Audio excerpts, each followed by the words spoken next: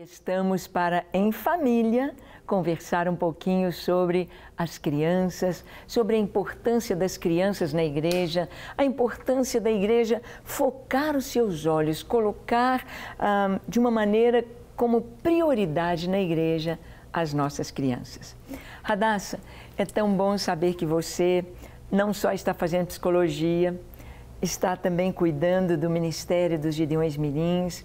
E juntando tudo isto, vendo o que as crianças estão passando hoje, o que você pode nos falar, Radassa, sobre os olhos da igreja, dos pais, dos pastores, estarem vendo as igrejas no contexto atual no Brasil?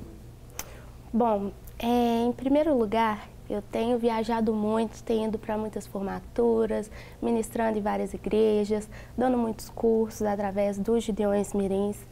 E uma das coisas que eu tenho observado muito, a gente também conversa muito com os pastores, a gente tem esse acompanhamento de como está não só o ministério, mas a igreja e assim por diante. Eu tenho observado muito que as igrejas ainda assim não olham para a criança da forma como elas deveriam. Tem muitos ministérios sendo feitos, tem muitos trabalhos sendo realizados, mas ainda assim a essência do ensinar, de ter aquele tempo de convívio com a criança em que você vai estar ministrando a palavra, como temos para os adultos vários seminários, vários cursos, a gente precisa de focar mais nas crianças. E eu vejo que hoje ainda assim a igreja precisa, no geral, de estar atuando mais, de uma forma mais profunda com as crianças. Então, eu vejo que tem alguns lugares, como no Rio Grande do Sul, por exemplo, que parece que está um avivamento ali com as igrejas. Tenho, como eu disse, ido em várias formaturas, cursos, ministrações, e nós temos realmente visto crescer esse envolver da igreja com as crianças, essa valorização da criança, tanto nos mirins quanto nos ministérios infantis, e isso é muito bom, porque tem começado das famílias. Então, uma coisa que a gente não tinha há um tempo atrás, até mesmo no ministério, era o envolver da família cuidando das crianças. Tínhamos conselheiros, conselheiras, mas não a família ali envolvida.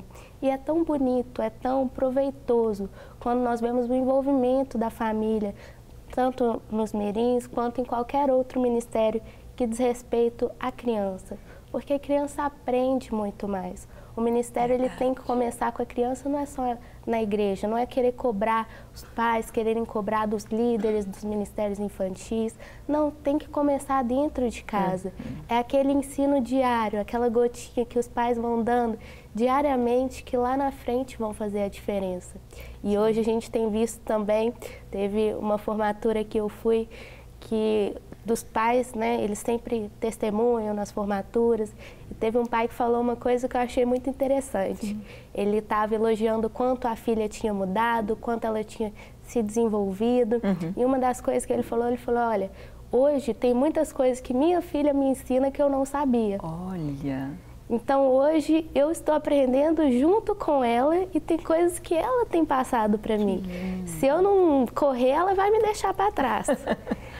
Então, é muito bacana quando tem esse processo mesmo da família envolvida no crescimento espiritual daquela criança. Eu vejo que é isso que faz a diferença. Sim, e quando há um investimento, né, Radassa, vem o fruto, vem o produto. É tão lindo. Eu estava assistindo a um vídeo que veio para mim no WhatsApp de uma menininha de 10 anos, uma menininha da Síria, lá de Karagosh. Ela teve de sair da sua casa, ela teve de ser resgatada e perdeu muitos parentes, perdeu muitas pessoas da sua família, inclusive os amiguinhos. Ela não tinha notícia dos amiguinhos, onde estavam, se estavam vivos ou não, pelos ataques do Estado Islâmico. E a menina crente. Mas a gente vê o modo dela falar tão sábio, porque ele perguntou, o repórter perguntou para ela, o que você pensa dessas pessoas que fizeram mal para você? Que obrigaram você a sair da sua casa e mataram a tantas pessoas da família, amigos. O que você pensa deles? Ela disse assim, eu tenho muita pena deles, porque eles não conhecem Deus, nem conhecem o amor de Deus. E ele perguntou: o que você faria para estas pessoas? Ela disse: eu os perdoo, eu os perdoo, eu oro para que eles conheçam Jesus. Eu nunca queria sentir o que eles sentem, ou seja, o ódio, o rancor, a ira, a maldade, a violência. E ela canta uma canção, é tão lindo. E o que nós podemos ver naquela criança é exatamente uma criança que recebeu o ensino. Ela recebeu a palavra de Deus e, apesar de ter apenas 10 anos, ela responde dando lição para o adulto. Uma lição de vida. Isso é o que você está dizendo, né, Radassa? Que as crianças entram para o Ministério dos Gideões Mirins, elas vão aprendendo tantas coisas que compartilham com seus pais. O que nós mais temos visto no Ministério atualmente são crianças não cristãs que entram, se convertem e levam a família a conhecer a Cristo. Através do testemunho pessoal, tanto quanto nas escolas, levam coleguinhas, professores a conhecer a Cristo através do exemplo de vida que é transformado e é mudado. E a palavra de fato faz isso com todos nós. A partir do momento em que nós compreendemos realmente o que foi o plano de salvação, o que de fato foi o sacrifício de Jesus por nós, nossa vida é diferente, não tem como ser a mesma. Eu tive uma experiência muito bonitinha, porque a criança, como você falou, ela pega aquilo e internaliza. E eu estava falando sobre algumas viagens missionárias da África e assim por diante, em que eu já estive. E no final da ministração, teve a formatura depois, teve várias coisas. E aí chegou uma criança para mim e falou: você que é a Radassa que estava pregando? Eu falei: sim, sou eu. Nossa, vim te contar uma coisa, que quando eu crescer eu já estou me preparando que eu vou ser missionário. Eu falei: é verdade? Ele é.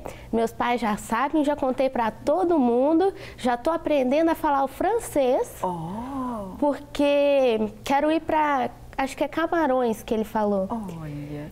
Eu falei: nossa, mas tão novinho ele é, mas eu já sei que eu já sou missionário, eu não estou esperando crescer não. Estou me preparando, mas eu sei que eu já sou. Eu ainda não fui não, mas eu já sou missionário.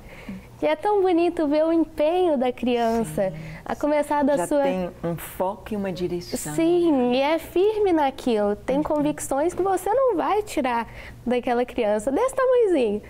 E certo de que já era um missionário, que já estava para fazer missões e ainda por fim terminou falando: ó, e quando eu crescer eu vou te falar que a gente se encontra e a gente vai junto.